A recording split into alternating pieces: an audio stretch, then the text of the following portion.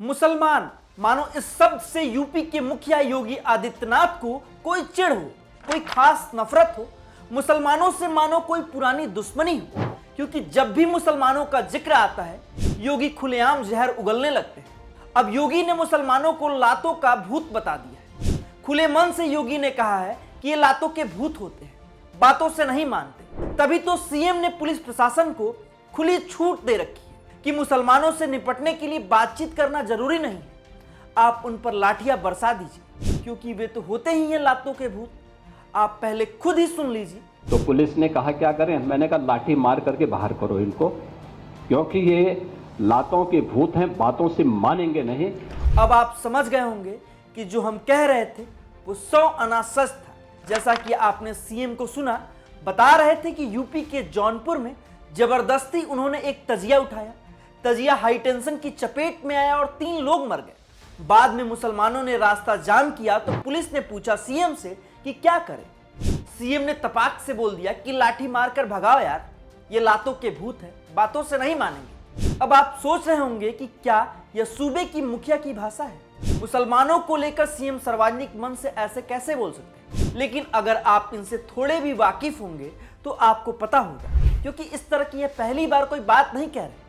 ये खुलेआम गर्मी शांत करने की धमकी देते रहते। इनकी वजह से ही यूपी का मुसलमान डरा सहमा रहता है। दूसरी तरफ आप कांवड़ियों वाली खबर भी देख रहे होंगे। पुलिस प्रशासन कांवड़ियों की आवाभगत में लगी हुई है। कहीं कोई डीएसपी कांवड़ियों का पैर दबा रहा है तो कहीं कोई दरोगा कांवड़ियों के जख्मों पर मरहम लगा रहा है। आप कल्पना करिए कि यही किसी कांवड़ी की जगह कोई मुसलमान होता और कोई वर्दीधारी उसका पैर दबा रहा होता तो क्या होता, किस कदर का हंगामा होता।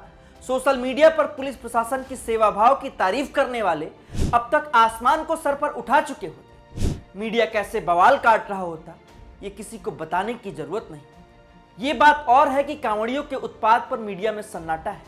खुद योगी इस तरह के उत्पातियों की गर्मी शांत करने का दम नहीं भर रहे। इन्हें मानो लाइसेंस मिला हुआ है, पुलिस प्रशासन इनके सामने नतमस्तक है। तभी तो ये आए दिन इस तरह की तस्वीरें आ रही। कहीं कुछ लोग स्कूल बस तोड़ रहे हैं तो कहीं कुछ लोग जबरन KFC रेस्टोरेंट बंद करा रहे हैं। कहीं कोई गाड़ी तोड़ी जा रही है तो कहीं कोई ढाबे को निशाना बनाया जा रहा है। आस्था के नाम पर हुड़दंग कर सनातन को बदनाम किया जा रहा है और सनातन के झंडाबरदार मानो मौन साधे हुए हैं। इस तरह की तस्वीरों पर योगी कहते हैं कि कांवड़ यात्रा एकता का प्रतीक है, इसे बदनाम करने की साजिश हो रही है। लेकिन सवाल यह है कि जब कांवड़ियों द्वारा उत्पात की खबरें सामने आ रही हैं तो उन पर कार्रवाई क्यों नहीं हो रही।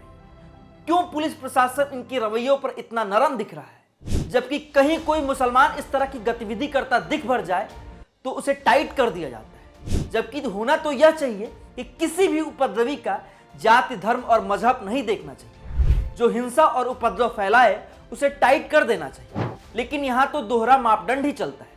हालांकि यहाँ सिर्फ मुसलमानों से दिक्कत सीएम योगी को नहीं, इससे कहीं ज्यादा दिक्कत गोदी मीडिया को है। क्योंकि मुसलमान शब्द सुनते ही गोदी मीडिया के एंकर्स के कान खड़े हो जाते हैं। गोदी मीडिया तुरंत मुसलमानों के खिलाफ माहौल बनाने में लग जाता है। अब आपको दिल्ली की सड़क पर कांच फैलने वाली खबर तो याद ही होगी।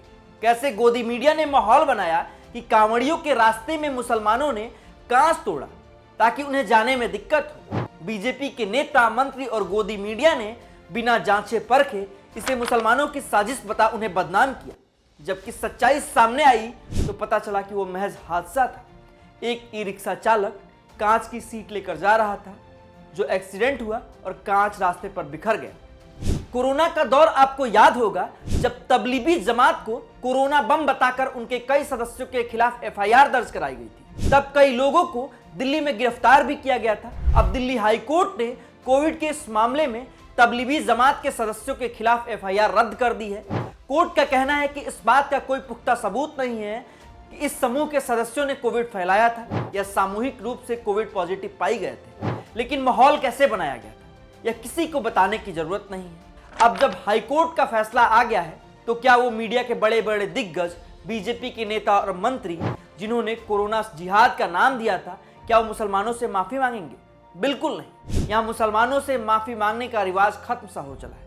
सिर्फ यहाँ मौके ढूंढे जाते हैं मुसलमानों को बदनाम करने के लिए, और वो मौके तब और ठोस हो जाते हैं जब एक सूबे का मुखिया सार्वजनिक मन से एक खास समुदाय के खिलाफ जहर उगलता हो।